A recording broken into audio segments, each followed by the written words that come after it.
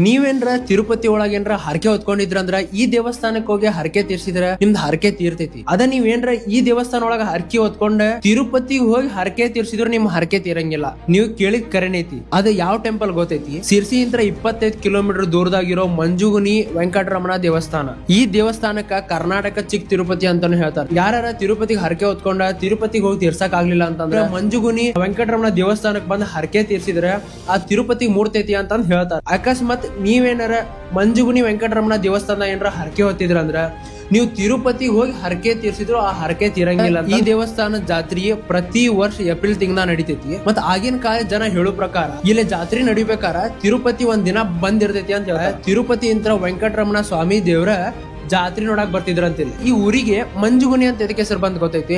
ಆಗಿನ ಕಾಲದಾಗ ತಿರುಮಲ ಯೋಗಿ ಋಷಿಮನಿಗಳು ಪಾದಯಾತ್ರೆ ಮಾಡ್ಕೊಂತ ಬರುವಾಗ ಮಂಜುಗುನಿ ಅಂತ 6 ಕಿಲೋಮೀಟರ್ ದೂರದಾಗಿರೋ ಗಿಳಲಗುಂಡಿ ಒಂದ್ ಸಣ್ಣ ಊರ್, ಆ ಊರೊಳಗ ತಪಸ್ ಮಾಡಕಂತ ಕೂಡ್ತಾರ. ಎಷ್ಟೋ ವರ್ಷ ಆದ್ಮ್ಯಾಗ ಅವ್ರ ಕನಸೊಳಗ್ ದೇವ್ರ ಬಂದ ನಾ ಈ ಹುತ್ತು ಒಳಗ ನನ್ ಮೂರ್ತಿ ಐತಿ, ನಾ ಎಲ್ಲಿ ಹೇಳ್ತೇನಿ ಎಲ್ಲ ಪ್ರತಿಷ್ಠಾಪನೆ ಮಾಡ್ರಿ ಅಂತ ಹೇಳ್ತಾನ ದೇವ್ರು. ಸೊ ಅವ್ರ ಮಾತ್ ತಪ್ಪಲಾರ್ದನ ಋಷಿಮನಿಗಳು ಆ ಹುತ್ತದಾಗಿಂತ್ರ ಅವ್ರ ಮೂರ್ತಿ ತಗೊಂಡ ಹೋಗಬೇಕಾರ ಒಂದ್ ಖಾಲಿ ಜಗದಾಗ ಫುಲ್ ಮಂಜ್ ಬಿದ್ದಿರ್ತೈತಿ. ದೇವ್ರ ಏನಂತಾರ, ನನಗೆ ಇದ ಜಾಗ ಸೂಕ್ತವಾಗಿದ್ದ ನಾನು ಇಲ್ಲೇ ಪ್ರತಿಷ್ಠಾಪನೆ ಮಾಡಂತ ದೇವ್ರ. ಅಲ್ಲೇ ಪ್ರತಿಷ್ಠಾಪನೆ ಮಾಡಿ ಪೂರಾ ಮಂಜ್ ಬಿದ್ದಿದ್ದಕ್ಕ ಆ ಊರಿಗೆ ಮಂಜಿನ ಗನಿ ಅಂತ ಹೆಸರಿಡ್ತಾರ. ಮಂಜಿನ ಗನಿ ಹಂಗ ಹೆಸರು ಹೇಳ್ಕೊಂತ ಈಗ ಮಂಜುಗುನಿ ಆಗೈತ ಊರ ಹೆಸರು. ಈ ವಿಡಿಯೋ ಚಲೋ ಆಗಿದ್ರ, ಇನ್ಫಾರ್ಮೇಟಿವ್ ಅಂತಿದ್ರ ನೀವು ಫ್ರೆಂಡ್ಸಿಗೆ ಶೇರ್ ಮಾಡ್ರಿ.